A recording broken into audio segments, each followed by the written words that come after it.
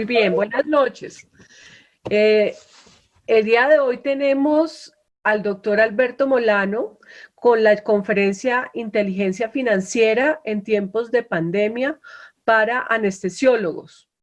El doctor Alberto Molano Avellaneda es anestesiólogo de la Universidad Javeriana, tiene un diplomado en gerencia en salud de la Universidad Javeriana y es miembro de la junta directiva de la SCARE. Mil gracias, doctor Molano, por esta presentación que suena de gran utilidad en estas épocas tan difíciles que estamos viviendo. Le doy la palabra para que pueda iniciar su presentación. Gracias, doctora Delgado, por su presentación. Estamos ante un impacto muy grande en nuestras finanzas, en nuestra forma de trabajar, en nuestra forma de producir, que nos ha causado esta pandemia del COVID-19, y por lo tanto pues decidimos que esta charla, que no es estrictamente académica dentro del punto de vista de los artículos y una serie de cosas más, pues les sea de utilidad, ya que la idea es compartir con ustedes algo de la actividad que realizo yo aparte de ser anestesiólogo. Llevamos con mi esposa dictando esta charla hace unos 8 años en diferentes escenarios, y pues consideré que este era un momento adecuado para compartirla con nuestros colegas y con nuestros amigos. Hablaremos entonces de la inteligencia financiera en tiempos de pandemia para anestesiólogos. El objetivo de la presente charla es definir en qué consiste la inteligencia financiera, entender cómo se mueve el dinero, cuál es el flujo del dinero, cómo crear una mentalidad de prosperidad económica y cómo desarrollar habilidades para el manejo de mi capital, especialmente en estas épocas tan difíciles. Empecemos entonces por las definiciones. ¿En qué consiste la inteligencia financiera? Básicamente es la habilidad que tenemos de razonar, resolver problemas, pensar de forma abstracta y planear. Y las finanzas tienen que ver con el estudio de cómo asigno recursos a través del tiempo y tomo decisiones en presencia de incertidumbre y riesgo.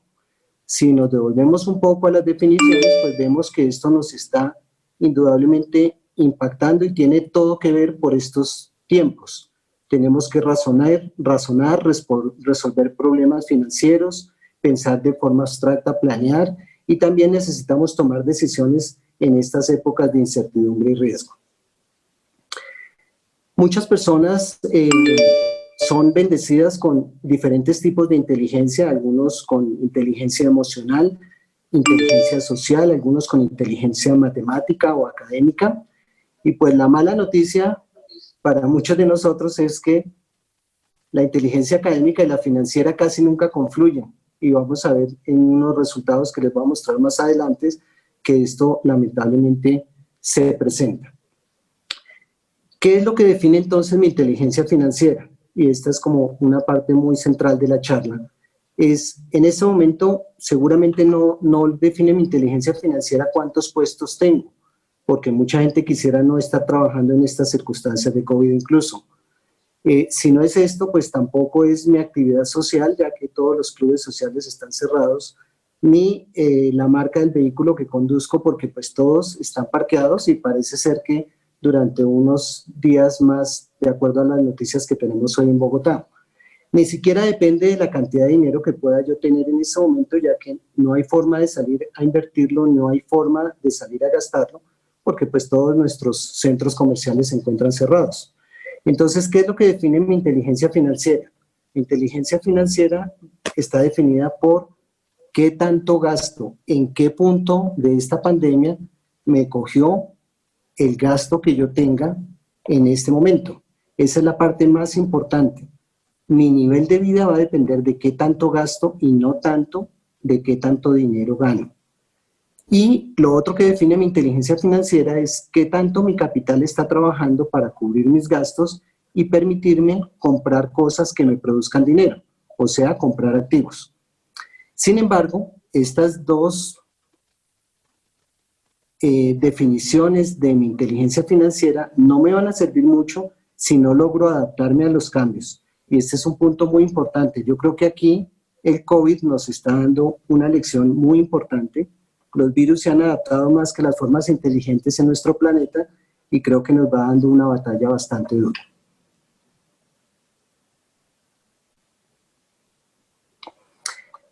Pasemos entonces ahora a entender cómo se mueve el flujo de dinero, cuál es el movimiento que tiene el dinero, y para eso pues tenemos que empezar por saber cuál es el movimiento del dinero dentro de mi propia billetera.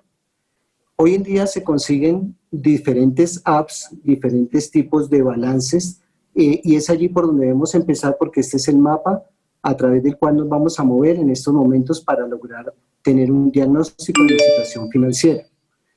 Como les digo, hay diferentes apps, ya incluso hay un ranking de las 10 mejores, pero básicamente todos estos balances nos llevan a tener que analizar 4 o 5 aspectos que les voy a nombrar a continuación. Son los ingresos, los egresos, los activos y los pasivos. Hoy nos vamos a centrar básicamente en los ingresos y los egresos, ya que la charla de activos y pasivos podría ser bastante demorada. Respecto de los ingresos, entonces los vemos divididos en 2 categorías. Unos son los ingresos que yo gano, que requieren de mi presencia, y otros son los ingresos pasivos, que son ingresos que tengo sin que requieran de mi presencia en tiempo o en permanencia en el sitio. Para un ejemplo, mis ingresos de vengados son lo que yo gano en un turno. Mis ingresos pasivos podrían ser la renta que obtengo producto de, por ejemplo, un apartamento que tenga en arriendo. Los egresos también se dividen en 2 categorías grandes, los egresos aplazables y los no aplazables. Entonces, tenemos que los egresos aplazables pues son todas las cosas que yo podría no comprar en algún momento, y los no aplazables son aquellos que si no los cumplo, o me mandan un abogado, o me reportan en data crédito, o simplemente pues incurro en una falta de pago. Cuando yo sumo el total de mis ingresos, los devengados y los pasivos, voy a tener el total de ingresos, y cuando sumo el total de ingresos de los aplazables y no aplazables, voy a tener el total de ingresos. Y aquí viene un concepto muy importante, que es cuando yo resto del total de mis ingresos mis gastos mensuales, aparece el primer concepto, que es el flujo de efectivo. ¿En qué consiste el flujo de efectivo? Pues básicamente es en el dinero que me queda a final de mes, una vez he pagado todas mis acreencias, todas mis deudas. Ese flujo de efectivo es muy importante, y lo vamos a ver más adelante, porque es lo que más hay que cuidar en este momento de crisis. Y luego viene otro concepto, que es la libertad financiera. ¿Cuándo empiezo yo a ser libre financieramente? Pues la verdad no tengo que esperarme a ser muy mayor de edad, ni tengo que esperar a pensionarme. La libertad financiera ocurre fundamentalmente cuando mis ingresos pasivos, o sea, los ingresos que entran y que no requieren de mi presencia, superan el total de mis gastos mensuales. Ahí empieza la libertad financiera, porque si se dan cuenta, si mis gastos están cubiertos, pues todo lo que yo trabaje lo puedo invertir en mis gustos o en mis necesidades o en mis lujos, y la verdad que me entraría unas ganas muy importantes de trabajar todos los días. Entonces, el concepto de libertad financiera, como les decía, empieza cuando mis ingresos pasivos son superiores a mis egresos mensuales. ¿Cuál es la mala noticia? Que solo el 1% de la población la alcanza, porque no tienen acceso a educación financiera. Y la independencia financiera que se logra, y que es lo que pensamos a veces que se logrará cuando nos jubilemos o cuando nos pensionemos, básicamente es lo que me debe permitir vivir el estilo de vida que yo quiero vivir, teniendo unos activos que generen mis gastos sin que yo tenga que pasar por necesidades. Vamos a analizar entonces cómo es el flujo de efectivo dentro de la billetera de una persona que está recién graduada. Aquí me va a permitir hacer unas anotaciones. Como ven, esta persona obtiene un salario, un ingreso mensual fijo, representado acá, y normalmente empieza a cubrir los gastos. Si recuerdan, de pronto cuando estábamos recién graduados y empezamos a recibir nuestros primeros cheques, pues empezamos a tener una serie de gastos mensuales y a incurrir en una serie de deudas que normalmente tienen este comportamiento ascendente.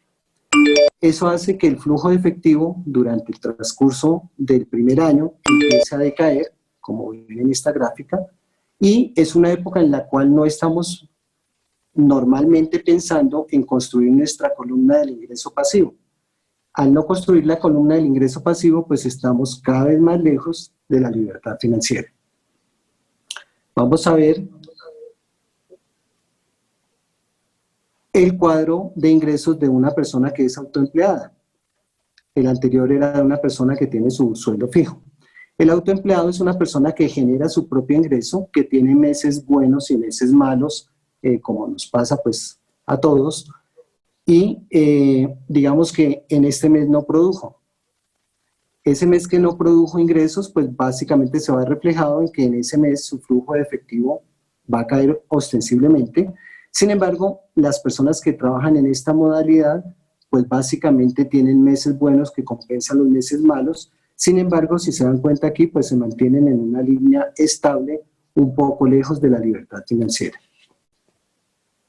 Pasemos a la figura del empresario. ¿Qué pasa con el empresario? El empresario tiene que estar pendiente de que sus empresas esté produciendo cada vez más dinero, que tenga cada vez más recursos. Es una persona que se vuelve muy cuidadosa en el control de sus gastos, trata de mantenerlos lo más estables posibles y entiende que cuando dispone de altísimo flujo en efectivo, empieza a construir su columna del ingreso pasivo. Poco a poco, entonces, esta persona tiende a dirigirse hacia la libertad financiera, hacia un dato positivo. Miremos ahora qué pasa con la persona que es inversionista. La persona que es inversionista, primero que todo, pues normalmente dispone de grandes cantidades de ingresos. Es una persona que es supremamente cuidadosa en tratar de no tener gastos o tenerlos muy controlados en un nivel muy mínimo. Son personas que disponen de flujo de efectivo constantemente y eso los hace tener acceso a oportunidades de negocios. Construyen y saben la importancia de construir su ingreso pasivo de una forma importante, así que siempre se mantienen en estado de libertad financiera. Si analizamos en conjunto, vemos cómo estos 4 cuadrantes se interrelacionan. Yo creo que nosotros trabajamos mucho como empleados, autoempleados, empresarios e inversores. Somos una mezcla de las, digamos, de las 4 posibilidades de ingreso de dinero. Pero si se dan cuenta, en los 2 cuadrantes del lado izquierdo, las cosas suceden un poco más despacio. Todo empieza a suceder más rápido cuando estamos del cuadrante del lado derecho, cuando somos empresarios o como cuando somos inversores. Sin embargo, hay una altísima interdependencia que vamos a ver más adelante, y es que si al empresario no le va bien, al empleado no le va a ir bien. Si a la persona que invierte no le va bien, no va a haber en qué empresas invertir y así va a ser afectado el autoempleado y el empleado o el recién graduado. Todo esto funcionaba bien hasta hace algunos meses, pero se presentaron 2 eventos que los economistas denominan eventos tipo cisne negro. O sea, cuando se presenta una situación que era altamente improbable, como era el hecho de que estuviéramos confinados en nuestras casas y algunos de los negocios completamente paralizados, y se presentó una situación grave desde el punto de vista económico. Las medidas de confinamiento llevaron a que muchas empresas no solamente estén cerradas en este momento, sino que se esperen no funcionen en los siguientes 6 a 8 meses. Otras empresas van a desaparecer completamente por el efecto de los servicios que prestaban y que en este momento va a ser difícil recuperar. Sin embargo, se presentó otro fenómeno económico no menos grave, que fue la guerra del petróleo. Básicamente, Rusia y los Estados Árabes entraron en una competencia importante por la producción y almacenamiento de crudo, que llevó a que el mes pasado incluso el valor del petróleo, la cotización del petróleo fuera negativa, situación que no se había presentado en por lo menos 100 años. Esta guerra del petróleo y las medidas de confinamiento, pues indudablemente tienen esta configuración de un impacto grande porque eran situaciones altamente improbables. Y estos eventos tipo cisne negro no son del todo malos ni buenos. Básicamente estos eventos lo que han mostrado en la historia es que generan cambios importantes en el statu quo de la humanidad y generan descubrimientos importantes y generan un cambio en lo que pensábamos de la economía, en lo que pensábamos de la ciencia y de la política incluso. Es así como creo en este momento a nadie se le ocurriría estar entubando en las condiciones del cuadrante izquierdo, porque pues estamos entrenándonos hoy en día en entubar bajo esferas de vidrio con laringoscopios, con videolaringoscopios, perdón, y probablemente así lo debíamos estar haciendo hace mucho tiempo. Así que estos eventos de tipo cisne negro, pues no hay que tenerles miedo, traen una serie de desarrollos interesantes en la ciencia y en la cultura, y pues hay es que afrontarlos. Pero volvamos nuevamente al tema meramente económico. Y para eso pues tenemos que mirar en qué economía nos estamos desempeñando. Entonces, importante a tener en cuenta, no veníamos tan bien.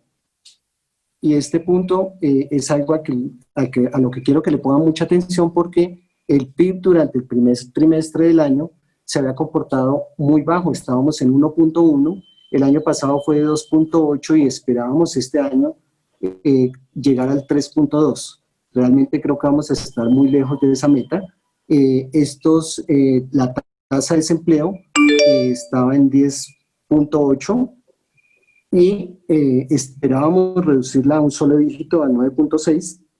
Sin embargo, el reporte del mes pasado está en 12.6, que creo yo que es bastante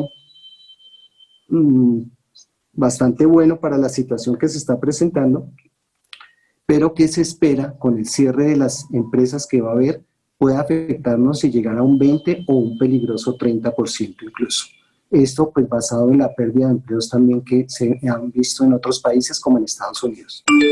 El índice de precios al consumidor se esperaba bajarlo a 3.41, vamos a 3.51. La tasa de interés del Banco de la República estaba baja, pues va a mantenerse baja para efectos de poder paliar la crisis.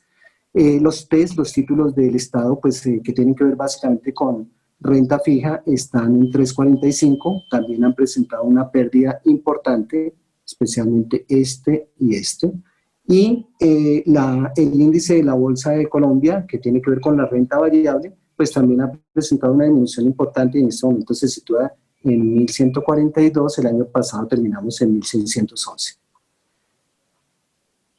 Estos datos también nos deberían hacer pensar un poco en cuál es el país que creemos y en qué país estamos viviendo y hacia dónde es que vamos. Para unos datos para pensar, la deuda bancaria en este momento asciende a 234 billones de pesos. Esto quiere decir que el endeudamiento privado está supremamente alto y el 67% de esos créditos son créditos de consumo, o sea, son créditos fundamentalmente pasados por tarjeta de crédito, pasados por compras que pudieron haber sido aplazables. Y un dato interesante, en vehículos nuevos hay créditos por 15 billones de pesos. 1 billón de esos, antes de que empezara la crisis, mostraba atraso en el pago. O sea, ni me quiero imaginar qué va a pasar en los siguientes 3 o 4 meses. Y para que tengan una dimensión de esto, es un país que debe en vehículos nuevos la misma plata que le adeuda al sistema de salud, entre 15 y 17 billones. Volvamos a las gráficas de los flujos de efectivo. Entonces, ¿qué pasa? En ese momento, un empleado recién graduado que mantenga su ingreso, digamos que puede estar en una condición bastante cómoda. Depende dónde lo haya cogido en nivel de gastos. Si mantiene su ingreso, perfecto, pero como interdependemos de los empresarios, si esta persona pierde su ingreso o es despedida por su empresa, pues va a entrar rápidamente en un flujo de efectivo negativo y pues ni hablar de la libertad financiera, va a estar mucho más lejos. El autoempleado, nuevamente, no tiene ingresos. En este momento muchas de las empresas están cerradas y recordemos que cerca del 50% o un poco más de los empleados de salud estamos en el margen del autoempleo. Los empresarios pues van a tener, con empresas cerradas, dificultades para el pago de sus gastos fijos mensuales y de sus nóminas, lo cual podría afectar y pasar a ingresos 0 pesos al empleado, y los inversionistas pues van a tener menos capacidad de inversión, van a tener una disminución en su efectivo, pero indudablemente el ingreso pasivo les va a permitir sostenerse por algún tiempo. La idea es la siguiente: si no tenemos ingresos durante un periodo de tiempo, fíjense que le sigue yendo mejor al cuadrante del lado derecho que del lado izquierdo. Por eso es muy importante, y es un mensaje importante de esta charla, es que tan pronto como tengamos posibilidad, empecemos a crear nuestro ingreso pasivo. Bien, ¿qué pasó entonces el 20 de marzo, cuando nos dijeron que nos preparáramos para un simulacro de 3 días, que ya lleva 2 meses, qué medidas de emergencia tomamos en esta primera fase? Entonces, en esta primera fase, en este país macondiano, pues se agotó el papel higiénico en 2 o 3 días en todos los supermercados. La gente se centró en buscar sus necesidades básicas, cubrir sus necesidades básicas en mercado, pago de servicios, revisar cómo estaba su flujo de caja, calcular más o menos que en 14 días ya todo volvía a la normalidad y volvía a producir. Había que revisar cuántos eran los ahorros, cerrar los gastos que no fueran urgentes, y obviamente durante ese primer mes pues nos vimos abocados a una serie de llamadas de los bancos, quienes empezaban a tomar medidas de prórroga, especialmente de los créditos de consumo.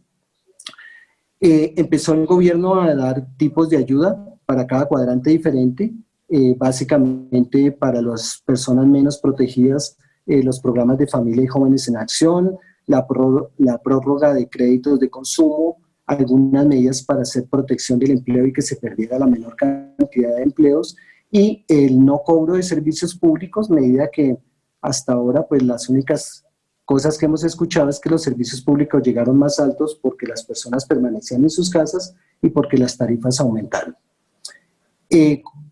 La correlación con los empresarios es que pues se ven algunas medidas para el apoyo del pago de la nómina. Ustedes habrán escuchado ahorita la discusión que hay acerca del pago de la prima, que es un monto importante para la mayor parte de empresas. Se ha hecho disminución de algunos impuestos y prórroga para el pago de los mismos, pero el gobierno necesita dinero con el cual soportar la crisis y con el cual manejarla. Disminución de aranceles pues no es muy efectiva porque todas las importaciones en términos generales están cerradas, y la disminución del IVA pues todavía no se ve llegar. En el cuadrante que más nos preocupa, donde estamos la mayor parte de trabajadores de salud, pues básicamente no hay ayudas, no han disminuido los precios de las matrículas, hay una ligera disminución para el pago de la retención, pero pues es que si no hay ingresos no hay retención que pagar. Básicamente no hay mucha ayuda en este cuadrante, y será algo seguramente a lo cual el gobierno tendrá que apuntar. Como no va a haber ayuda tampoco para las personas que presentaron pérdidas severas en los fondos de pensión, que somos todas las personas que estamos cotizando, en las personas que tenían finca raíz pues van a tener que llegar a acuerdos de pago con sus arrendatarios, y no hay ayudas respecto de las personas que tuvieron pérdidas en acciones. Así entonces, pues tenemos que prepararnos para las medidas de fase 2, que ya las estamos viviendo. ¿Qué tenemos que entender? Que las fechas de confinamiento se están prorrogando y se está volviendo casi que indefinido. Se va a depender de cómo se comporte el pico de la pandemia en las siguientes 4 semanas. Tenemos que entonces identificar cuál es la real situación financiera a la que nos vemos abocados y saber si podemos sobrevivir 2 meses sin ingresos. Y con eso no me refiero a los 2 meses ya muy pesados que ya pasaron, sino a los 2 meses que vienen hacia adelante. Nos vemos expuestos a una gran cantidad de información de los bancos, pero por favor, esta es otra recomendación: atiendan a sus acreedores. En algunos casos se están ofreciendo ayudas, en otros casos se están ofreciendo prórrogas, pero con la idea de que es dinero que no nos van a regalar, es algo que vamos a tener que pagar más adelante. Si tiene dinero en sus ahorros, una muy buena inversión en ese momento sería pagar sus deudas. Y ya vamos a ver más adelante por qué. Y lo mismo, si no estaba con una cultura o un hábito de ahorro, empiece a ahorrar, porque en la fase 3 vamos a tener que asumir los cambios que se dieron y empezar a buscar oportunidades. Entonces, para la fase 3, las recomendaciones son: deje de buscar explicaciones económicas. Usted lo que necesita es obtener un ingreso adicional, entender que la vida cambió y que muchos de esos cambios van a ser permanentes. Todas las empresas tienen que entrar en un proceso de innovación y de reorganización, porque todas las empresas se van a comportar como empresas nuevas, en las cuales hay que aprender y a las cuales tenemos que darles un entrenamiento nuevo. Algunas cosas que teníamos planeadas para comprar a mediano plazo, pues básicamente hay que ponerle mucho cuidado porque hay cosas que hay que acelerar o hay cosas que hay que frenar. Si usted estaba en la mitad de una inversión o al comienzo de una inversión, debería pensar seriamente en si vale la pena, si es el momento, y eso lo llevaría a frenar o a desistir de algunas de las inversiones en las cuales esté empezando hasta ahora. Y el punto más importante va a ser cuidar el flujo de efectivo. O sea, cuánto dinero me queda a final de mes después de que pago mis gastos, porque ese flujo de efectivo es el que le va a permitir sobrevivir las siguientes 2 meses. Nadie tiene digamos, una lámpara mágica que le diga qué va a pasar de aquí en adelante, pero los economistas están de acuerdo en lo siguiente: va a presentarse un fenómeno de recesión. ¿Y qué es una recesión? Es cuando en un país se disminuye de una forma importante la actividad comercial e industrial y se manifiesta como un descenso en los salarios, un aumento en la inflación y un aumento en la tasa de desempleo. Recuerdan que habíamos hablado del PIB, entonces la recesión se diagnostica cuando el PIB toma valores negativos durante 2 trimestres consecutivos. Y la recesión históricamente ha durado entre 8 y 18 meses. Así que la recomendación es, entre estos meses 8 y 18 que siguen, no hagan gastos que no son necesarios. Si nos damos cuenta de los diferentes, digamos, las diferentes actividades productivas, y vuelvo al tema del 1.1 que íbamos en el PIB de este año, el primer trimestre del 2020, pues, si se dan cuenta, quien ha jaloneado hacia arriba la economía han sido los productos agrícolas, ganaderos, y creo que lo va a seguir haciendo. Pero lastimosamente de ahí para abajo, en administración pública, en actividades profesionales, inmobiliarias y financieras, pues el jalonazo hacia abajo va a ser importante, y por eso la predicción de los economistas de que el PIB va a ser negativo. Así que es un dato que vamos a tener que estar revisando a finales de junio para saber hacia dónde se va a comportar la economía. Pasemos entonces al siguiente tema, es cómo en medio de semejante crisis vamos a poder tener una mentalidad de prosperidad económica. No es fácil hablarles de prosperidad económica con el panorama que se avecina. Bueno, pues varios de nuestros filósofos nacionales nos enseñaban algunas frases que son célebres. Esta persona, Francisco Maturana, fue la persona que nos enseñó a dejar de perder en el fútbol. Y a pesar de eso, expuso su frase que decía: perder es ganar un poco. Pues en finanzas eso no es cierto. En finanzas ganar es ganar y perder es perder. Y solo es bueno perder si uno aprende y no se convierte en un hábito. Yo siempre he sido muy aficionado a los deportes, al fútbol y al ciclismo especialmente, y me llamó la atención pensar por qué Egan ganó el Tour de Francia. Pues porque se presentó indudablemente un cambio de mentalidad. Yo escuchaba las transmisiones de ciclismo de pequeño y escuchaba cuando Lucho Herrera agradecía a su papá y a su mamá en Fusagasugá el hecho de haber ganado alguna de las etapas de la Vuelta a España. Nos tomó cerca de 20 años ganar el Tour de Francia. ¿Qué se requirió? Un cambio de mentalidad. Escuché las declaraciones de Lucho Herrera hace 20 años y escuché el año pasado a Egan Bernal agradecer su título en 4 idiomas diferentes. Luego se había presentado indudablemente un cambio de mentalidad, una mentalidad ganadora. Y entonces, ¿por qué estas personas parecen tener como imán para el dinero, imán para los negocios? Básicamente porque para tener una mentalidad diferente debemos adquirir hábitos diferentes. ¿Qué tienen en común estas personas que tienen como imán para el dinero? Básicamente, listan las tareas pendientes, despiertan 3 horas antes de ir a trabajar, agendan su tiempo y, la habilidad más importante, se enfocan en cumplir metas específicas. Aparte de eso, hacen contacto con sus redes de distribución durante 5 horas diarias, hacen ejercicio 3 veces por semana por lo menos, leen más de 30 minutos diarios y le enseñan a sus hijos hábitos de éxito financiero. Aparte de eso, ven solamente 1 hora de televisión al día, tienen la conciencia de que los buenos hábitos generan oportunidades, son generosos y agradecidos y creen en el autoaprendizaje. ¿Qué pasa con nosotros los anestesiólogos? El año pasado tuve la oportunidad de hacer una encuesta importante entre varios colegas, amigos, y los dividimos en 4 grupos etarios. Un grupo de los 27 a los 35 años, que para ese momento estaban pensando en las cosas que ustedes ven abajo. Empiezan a llegar los ingresos, empiezo a gastar, busco algo que me dé los gastos fijos básicos para pagar la educación, la salud, comprar una vivienda. Muchos de ellos estaban pensando solamente en comprarse un buen carro de marca. Entran en el mundo de los impuestos, empiezan a saber qué es el impuesto de la retención, el impuesto de la renta.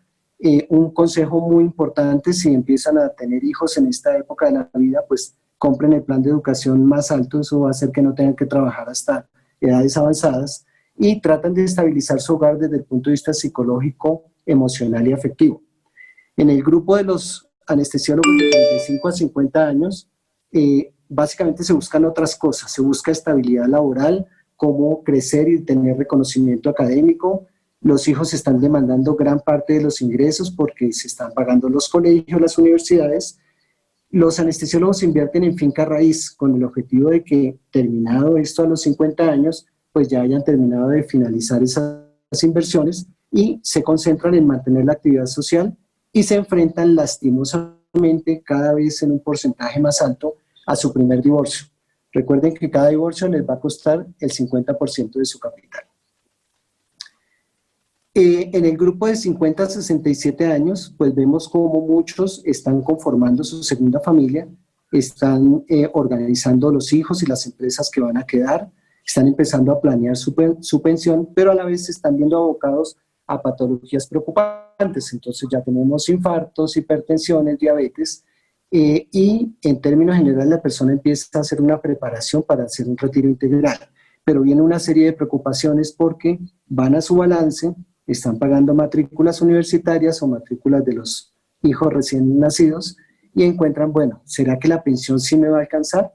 Y si no me pagan la pensión, y si de pronto me cambian la edad de pensión y yo ya estaba cerca, se viene una reforma pensional, o si me proponen un arreglo para que me retire en forma anticipada, y muchos tenían o referían la preocupación de tener que retirarse por causas no obligantes, como porque de pronto el doctor ya se queda dormido en la mitad de las cirugías y se ha vuelto pues un tema un poco peligroso. El grupo de pensionados pues están preocupados por cosas diferentes.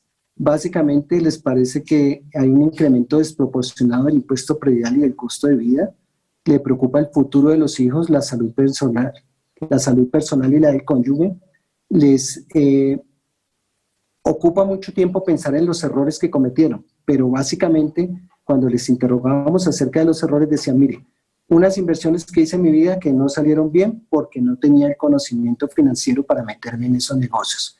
Y la otra, no haber creado el ingreso pasivo que me permitiera en este momento vivir tranquila y holgadamente. Entonces, son personas que no quieren depender de los hijos y que empiezan a pensar en la viudez, dónde, cómo y con quién van a vivir su vejez. Los resultados de esas encuestas, pues básicamente fueron los siguientes. Los anestesiólogos no invierten en muchas cosas diversificadas, básicamente invierten en finca raíz porque lo consideran una inversión segura. Dada la situación de este momento, pues la finca raíz va a tener un impacto, por lo menos en algunos meses, en lo que tiene que ver con los arriendos. El portafolio de inversión no es muy diversificado, la mayor parte trabajaron hasta los 65 años, que era la edad de pensión en ese momento, que es en este momento, pero trabajaron hasta los 65 años y muchos de ellos trabajaron hasta los 72. Así que es para que hagan las cuentas de cuántos años les faltan. Pocos lograron independencia financiera y hay un grupo importante de pensionados dentro de los cuales se cuentan muchos de mis profesores que cuentan con un plan básico de salud.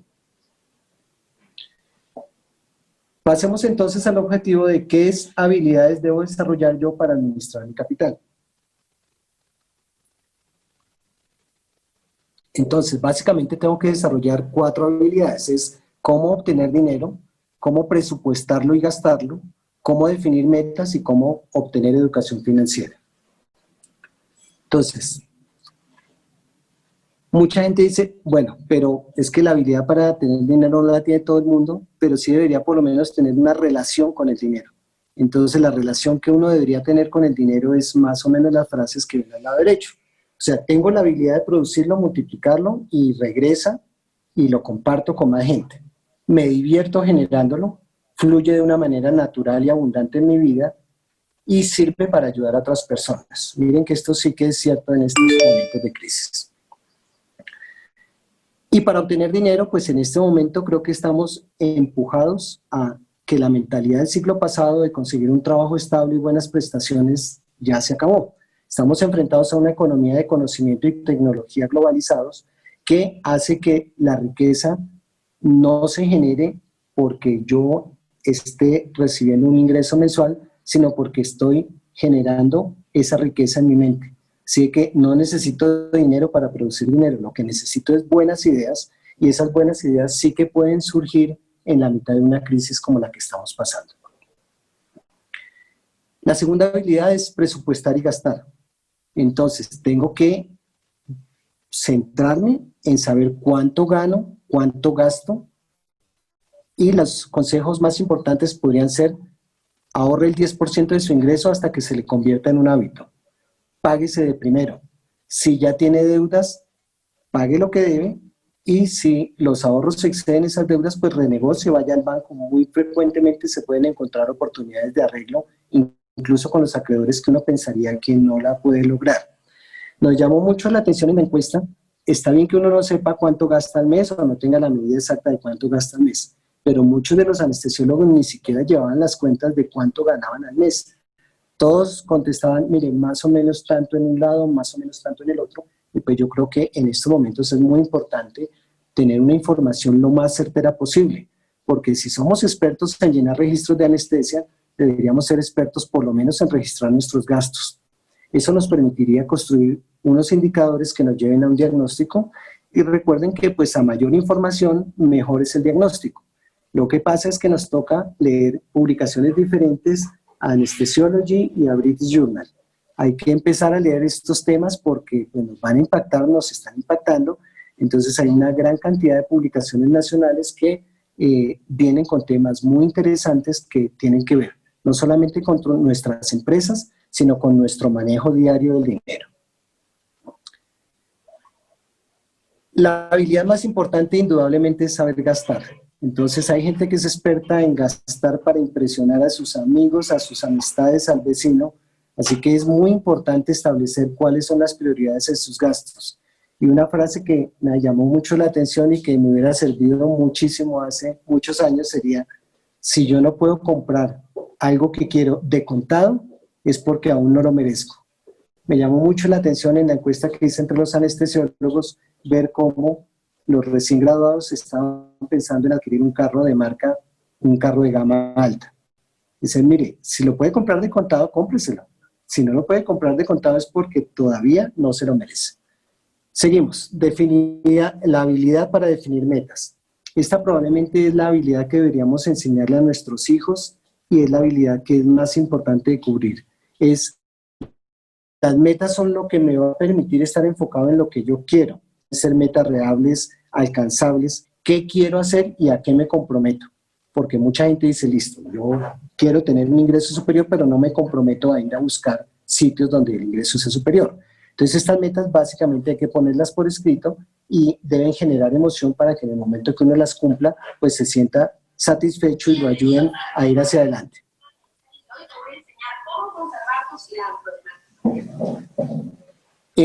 Para esto entonces, pues básicamente deberíamos construir una guía de estrategia personal. Esta guía es algo que debemos tener pegado en la nevera o en un sitio donde lo podamos consultar minuto a minuto.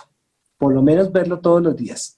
Entonces, ahorita les voy a mostrar el mapa, pero básicamente tengo que buscar cuál es el propósito de mi vida, qué es lo que me hace despertar, qué es lo que define para qué vivo, por qué vivo y cuál es mi propósito en la vida.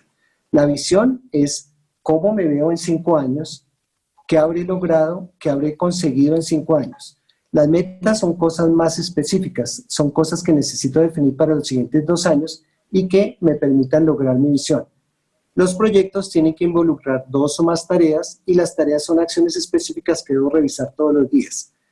Y para esto, pues debo definir cuáles son mis áreas de responsabilidad, o sea, cuáles son las cosas que son importantes en mi vida y a las cuales me comprometo a desarrollarles un plan de mejoramiento continuo.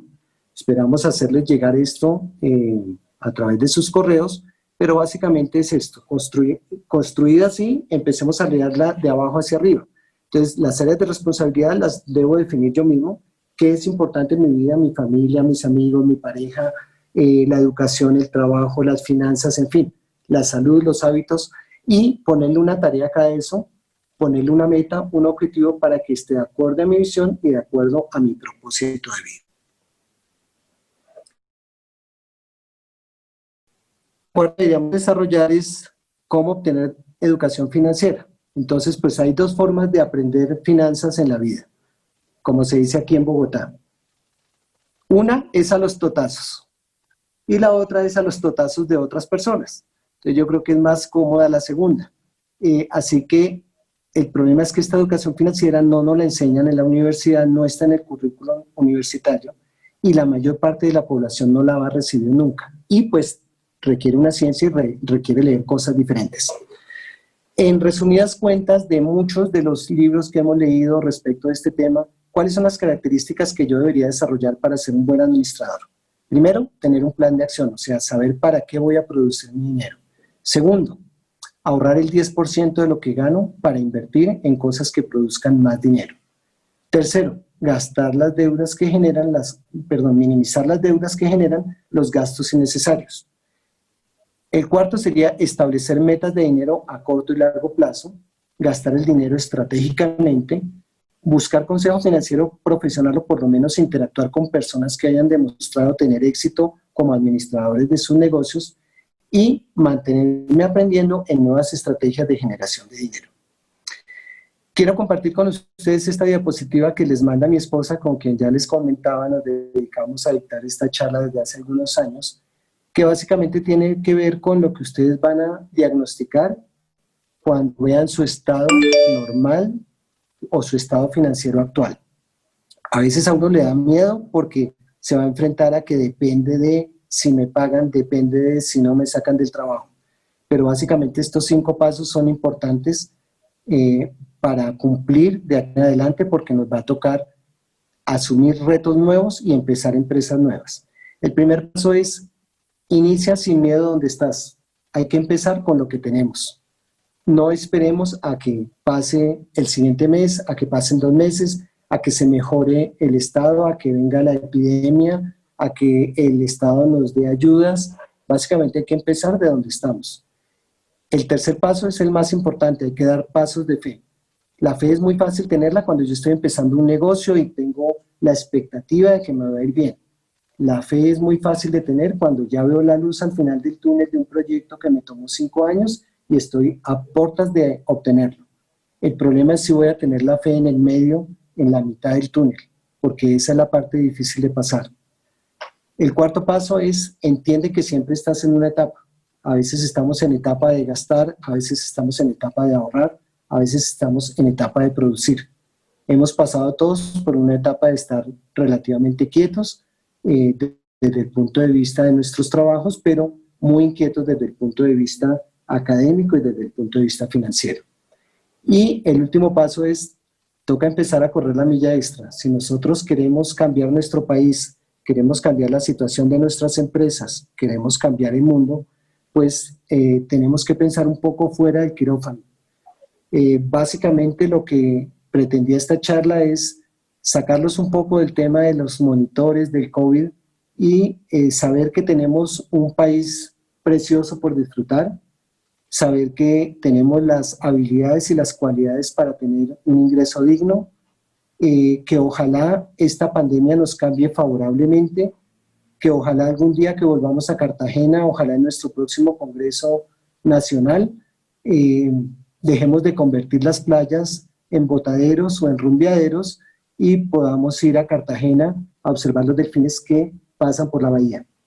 Mi deseo, pues obviamente, es que todos logremos libertad financiera, que estemos tranquilos, que logremos pasar esta crisis y les agradezco la atención que han dado a esta charla. Mil bendiciones para cada uno de ustedes. Les dejo finalmente con esta diapositiva de que es algunas lecturas recomendadas de libros que indudablemente pues cambiaron la forma de ver las finanzas en mi familia y pues que me han ayudado mucho en construir parte de lo que enseñamos hoy en día. A continuación pues vamos a tratar de resolver algunas dudas o preguntas que tengan ustedes en la medida que pues las posibilidades nos lo permitan hacer. Tenemos un comentario del doctor Francisco Restrepo. Muchas gracias, doctor Molano. Muy buena charla. ¿Alguien que nos quiera de pronto hacer alguna pregunta? Yo tengo una pregunta para Alberto. Si uno tuviera recursos para hacer inversión en este momento, ¿tú qué pensarías? ¿Cuál sería las opciones, cuáles serían las opciones en las que tú recomendarías pensar? Bueno, mira, muy buena pregunta y lastimosamente, como te decía en la charla, no existe una lámpara mágica para que nos digan qué invertir. Yo diría que, dado el panorama futuro que se viene, la mejor inversión sería pagar las deudas. Suena un poco arriesgado, suena un poco como decir, oye, pero entonces voy a tomar mis ahorros y voy a salir de eso para no tener deudas. Pero es que si la situación de pandemia nos mantiene 2 o 3 meses encerrados, en 2 o 3 meses que empiecen a correr todos los pagos que tú tienes que hacer mensualmente, pues te vas a enfrentar a 2 cosas. Uno, que no los puedas cubrir, y otro, que eso te genere una ansiedad muy importante. Entonces yo diría que una buena inversión ahorita sería pagar deudas. ¿Qué es lo que pasa? Que obviamente se van a generar empresas nuevas e industrias nuevas. Hay industrias, por ejemplo, como las industrias de aseo de alto impacto que van a ser interesantes, las industrias de comunicación van a ser muy interesantes, las plataformas de comunicación como la que estamos usando van a ser casi que imprescindibles y hay pues digamos varias empresas que están en su punto máximo de auge como son las ventas a domicilio y las ventas por internet. Sin embargo, pues como les decía yo, la inteligencia financiera requiere educación financiera. Si no es algo con lo cual yo me sienta cómodo, si no es algo en lo que yo haya estudiado, no tengo un asesor en compra de acciones, pues es mejor primero estudiar el tema. Porque, por ejemplo, yo les podría decir, la acción de Ecopetrol en ese momento está lastimosamente muy baja, ¿sí? Pero ¿quién dice que no puede empeorar aún más?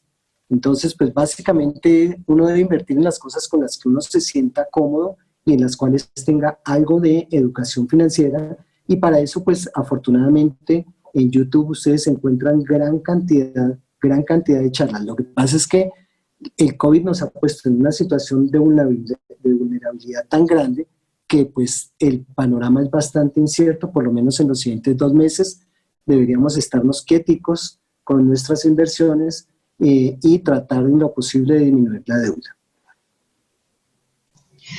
Gracias, doctor Molano. Tenemos otra pregunta del doctor Francisco Restrepo. Invertir en acciones 3M Company, ¿qué opinas? Bueno, muy interesante, pero ¿qué pasa? Si la vacuna se desarrolla en los siguientes 3 meses, pues las acciones de 3M, que venía funcionando muy bien porque 3M es una empresa que produce desde material odontológico hasta, bueno, pues una diversidad de productos. Pero el problema es que en ese momento las empresas, digamos como la fábrica de tapabocas, creo yo que va a funcionar muy bien durante algún tiempo, ¿sí?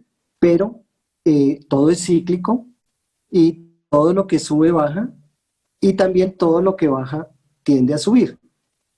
Esto será un periodo de 8 a 18 meses en los cuales el tema de la recesión puede parar en un tema de casi que volvamos al trueque. Entonces, pues les insisto, mucha consideración y mucha pausa respecto de las inversiones, porque pues el futuro es muy incierto y va a depender un poco de las medidas que se tomen como país, de que el Fondo Monetario Internacional, que ya tiene solicitud de 90 países, condone ciertas deudas. Yo creo que hay que esperar a que la economía esté un poquito más estable. Tenemos otra pregunta del doctor Daniel Rivera. Gracias, doctor Molano. ¿Qué ahora hay un exceso de efectivo, ¿es mejor invertirlo o ahorrar para los meses difíciles que vienen? Por ejemplo, en Avianca o Ecopetrol, que está abajo, ¿sería bueno? Bueno, mira, siempre me han preguntado mucho de Avianca por estos días y qué es lo que pasa con Avianca. Es que Avianca es una empresa que venía mal desde antes de que empezara la crisis del coronavirus. Eso respecto como de ese tipo de acciones. Indudablemente creemos que los vuelos nacionales e internacionales se tendrán que reactivar y que la empresa tendrá que salir adelante, y es una empresa de la cual dependen muchos colombianos. Ojalá y salga bien. Lo que me preocupa es que Avianca había entrado en default desde antes de empezar la crisis. Entonces, pues es una inversión que, no sé, no iría bien. Si me repites un segundo la primera parte de la pregunta. Si hay exceso de efectivo, ¿es mejor invertirlo o ahorrar para los meses difíciles que vienen? Perfecto, entonces el exceso de efectivo en gran parte se está dando porque hay una deuda privada muy grande. Pero, insisto nuevamente en la apreciación que hice anteriormente, si tengo ingreso efectivo, si no tengo deudas, pues perfecto, tendré que buscar un tipo de empresas que le vea yo futuro, ya que hay muchas empresas que definitivamente no van a volver. Seguramente, por ejemplo, para darte un ejemplo, Avianca seguramente es una empresa, las aerolíneas van a volver porque se tendrán que volver a dar vuelos internacionales, ¿sí? Pero hay otras empresas como eventos masivos que van a desaparecer, es que no tienen el mismo chance de funcionar por lo menos de aquí a diciembre, ¿sí? Entonces, si hay un exceso de efectivo, una opción sería comprar finca raíz y la otra opción sería dejar la plata ahorrada porque si tiene, mejor dicho, si tiene ahorrado lo de 6 meses de gastos, está perfecto. Si no, dedíquelo al ahorro. Miren, la crisis económica que vivió Alemania, que vivió Estados Unidos, nosotros no la vimos y pues lastimosamente no, afortunadamente no hemos tenido que pasar por periodos de guerra. Pero, ¿qué sacó adelante Alemania? ¿Cuál fue la diferencia para que hoy en día sea una potencia mundial, a pesar del COVID y con el COVID incluido? Fue la capacidad de ahorro de las mujeres alemanas que sacaron adelante al país. Porque la mayor cantidad de población quedó viuda. Y fue el ahorro de las mujeres alemanas lo que permitió que Alemania hoy en día sea una economía potente. Entonces, si puede ahorrar, ahorre. Si tiene ahorrado lo de 6 meses de gastos, perfecto. Si no le alcanza, recorte los gastos o aumente su ahorro. Gracias, doctor Molano. El doctor Edgar Pérez nos pregunta, doctor Molano, buena charla, ¿qué podría emprender? Bueno, mira, como les decía, estos fenómenos de cisne negro generan cambios importantes en la forma incluso como hacíamos la anestesia, pienso yo. Cuando uno decide hacer un emprendimiento, pues tiene que medir muy bien las fuerzas y saber en qué va a emprender. Yo no sabría decirle exactamente en qué emprender, pero lo que sí sé decirle es que uno debe emprender en las cosas que le quitan el sueño, que tenía por allá guardadas o que añoraba cuando era un niño. Si yo corro detrás de mis sueños, si no negocio con eso, pues seguramente voy a ser feliz haciendo cualquier cosa que me guste hacer. ¿En qué debe uno hacer emprendimientos? No sé, en cosas con las que trabaje todos los días, en ayudar a las personas que tiene alrededor, no sé si tenía un hobby, desarrollarlo y volverlo un negocio. Hay posibilidades infinitas de emprendimiento, pero tiene que ser algo que definitivamente me cause emoción, algo con lo cual me sueño, porque así son todos los negocios que emprendemos. Yo quisiera compartirles mi sueño, siempre fue tener una empresa y digamos que he tenido afortunadamente la posibilidad de haber sido un poco pionero en el tema de la sedación ambulatoria en Colombia. Pero es que yo me soñaba con eso todos los días. Yo me soñaba con no hacer turnos. Yo me soñaba con trabajar con la gente con la que me siento a gusto. Yo me soñaba con ayudar a desarrollar la empresa de mi hermano que es gastroenterólogo y ayudarle a poder hacer una empresa de gastroenterología moderna y buena, donde pudiéramos ayudar a la gente. Entonces, ¿qué pasa? Tuve la fortuna de que se dieron las cosas y y lo emprendí, pero es que yo todos los días hablaba de eso. O sea, hasta que tenía aquí cerca a mi familia y a mis hijos de que eso era posible, viable, y ayudé a desarrollarlo, y creo que he tenido la fortuna y la bendición de haberle ayudado a mucha gente a que desarrolle también sus empresas de sedación. Entonces, ¿en qué emprender? En algo que le quite el sueño, doctor. Gracias, Doc. Tenemos otra pregunta del doctor Rodolfo Polo.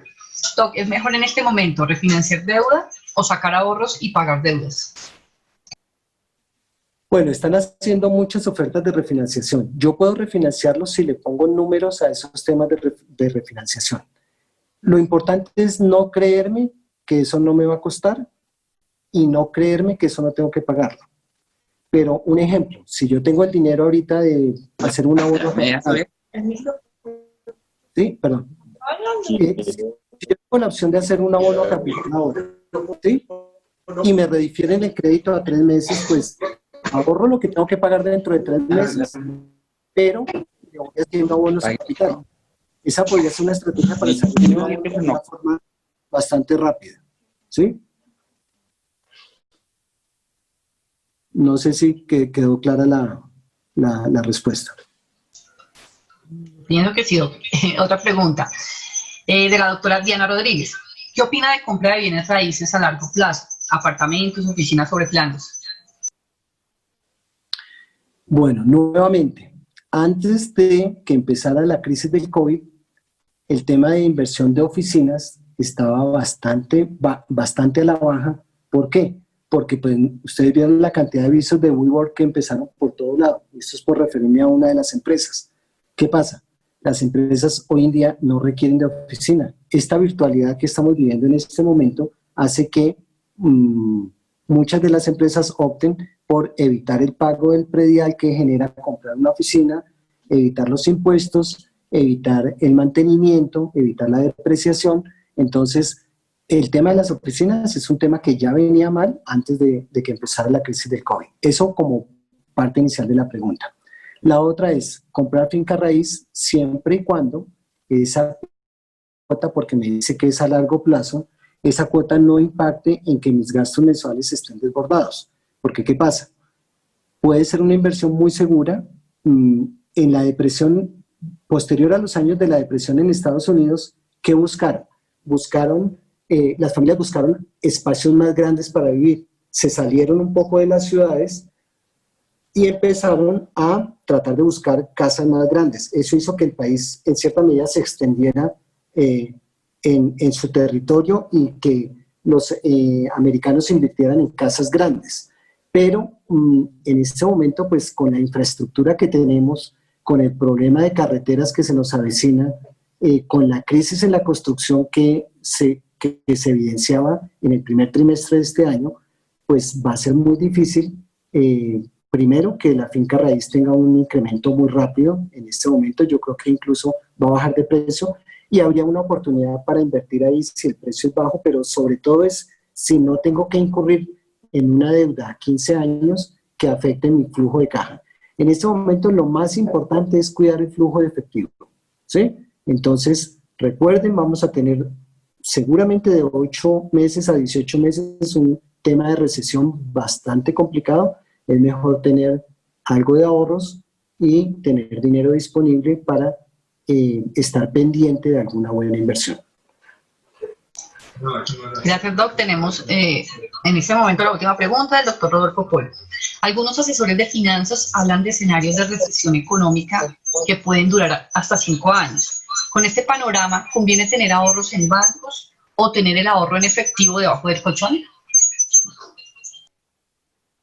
Bueno, mira, el ahorro en la banca es, digamos, una figura más segura y más legal, digámoslo así. Sin embargo, recuerden que en la recesión en Estados Unidos se quebraron 22 bancos. Entonces, creo que yo insisto en que la parte central de esta charla se llama disminuya sus gastos, no haga gastos innecesarios. Si puede tener algo de ahorros, sería bueno no tenerlo todo abajo de la cama porque también viene un tema de seguridad complicado. Lo más probable es que, digamos, los tengamos por lo menos disponibles en una no en inversiones que sean a largo plazo, o sea, que sean fácilmente, que se puedan volver fácilmente efectivos. Doctor Molano, muchas gracias. Último comentario que tenemos del doctor Camilo Blanco. Muy buena charla, felicitaciones y gracias. Bueno, Le cedo el paso a la doctora Delgado para que nos acompañe en el cierre entonces de la charla. Doctor Molano, muchas gracias por esta excelente presentación. Creo que nos enseñó muchas cosas que son de las que probablemente poco leemos.